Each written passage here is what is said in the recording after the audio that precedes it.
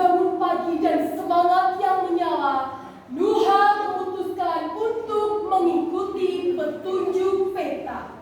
Ia pun memulai perjalanan ke negeri pelangi, negeri yang hanya muncul bagi mereka yang mau belajar menjadi lebih baik.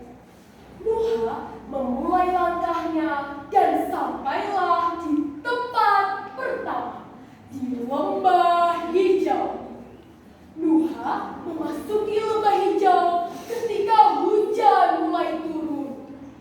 Ia bertemu burung hantu bijak yang bernama Kanta. Ia sedang membuat atap dari daun. "Mengapa tidak menunggu hujan berhenti?" tanya Nuha. "Anak hebat tak menunggu. Ia bertindak lebih dulu," jawab Kanta. Nuha belajar bahwa menjadi anak Indonesia hebat, kita harus bertanggung jawab atas hidup kita sendiri. Setelah bertemu Kanta, Nuha melanjutkan perjalanan dan sampailah di Gunung Impian. Nuha terus berjalan hingga mencapai kaki gunung. Di sana, ia bertemu Nara, seorang pendaki muda. "Hei, sedang apa kau?" "Aku akan mendaki gunung. Semua langkahku sudah kuperencanakan sejak awal."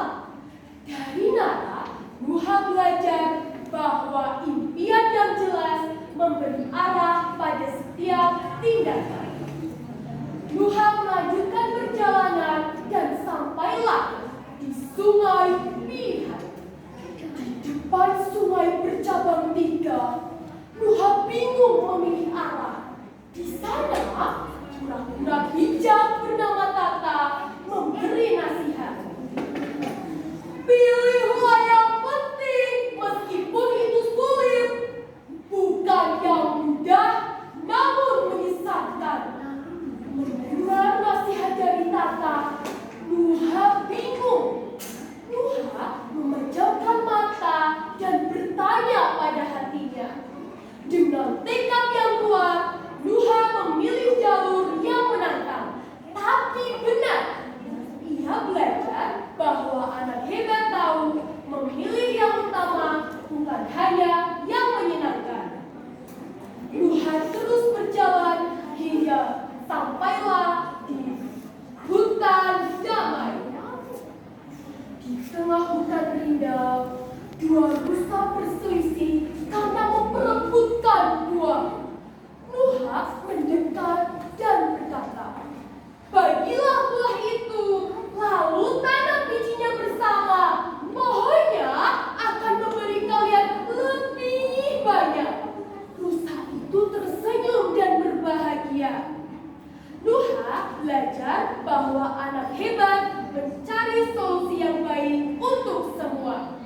Dengan rasa gembira, Nuha melanjutkan perjalanan dan sampailah di sebuah desa yang bernama Desa Hati.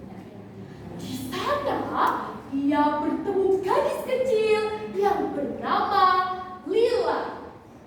Ia murung dan diam saja.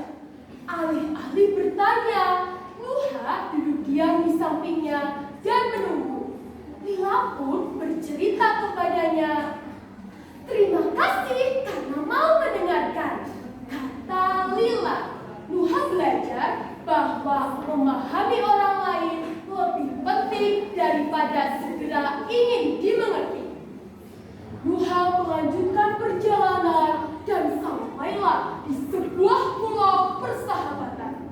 Di sana, banyak anak-anak mencoba membangun rakit sendiri, tapi gagal. Nuha mendekat dan berkata untuk bekerja sama, dan bersama-sama mereka membuat sebuah rakit yang kuat.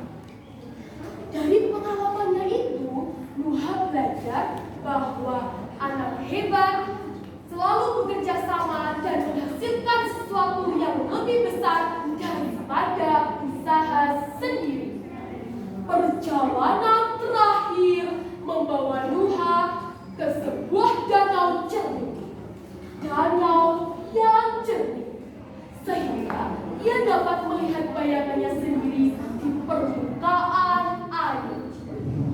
Ia duduk, membaca, berlatih, dan merenung. Petualangan ini belum berakhir. Aku harus tetap belajar. Nuha belajar bahwa anak hebat selalu menjaga tubuh, pikiran, hati, dan jiwa. Kini, ketujuh permata kebiasaan hebat telah ia temukan. Nuha kembali ke desanya sambil membawa cahaya dan cerita.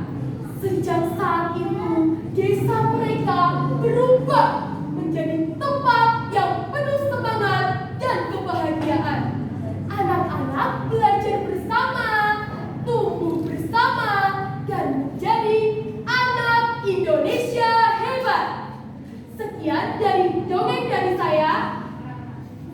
Wassalamualaikum warahmatullahi wabarakatuh.